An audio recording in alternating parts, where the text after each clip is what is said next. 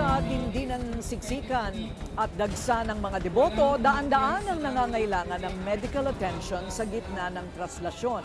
Yan ang agenda report ni Pierre Pastor live mula sa Plaza del Carmen. Pierre, ano nang iyong update mula dyan?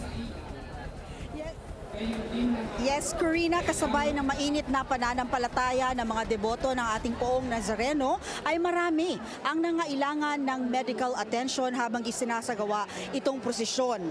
Habang bumabagtas ang andas sa Quezon Boulevard galing sa Palangka ay nasaksihan ng ating team na nawala ng malay ang isang ihos na nakasakay sa andas ng lumo at sumuka. Agad naman tumulong ang mga kasamahang ihos pero nalaglag pa ito sa andas. Ayon sa report ng DOH, bago pa mag alas 12 ng tanghali kanina, meron ng 344 na deboto ang isinugod sa mga health station ng ahensya. Ang mga DOH health stations ay nakapwesto sa ruta ng andas. Ito ay 20 health station.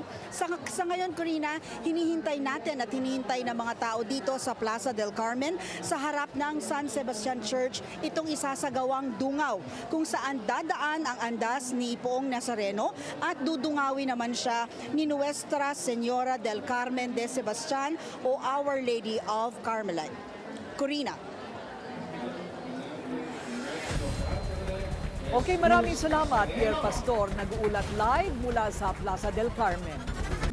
Manatiling nakatutok sa Bilyonaryo News Channel. Sumubaybay sa aming social media accounts at mag-subscribe sa aming YouTube channel para sa mga bago at eksklusibong balita.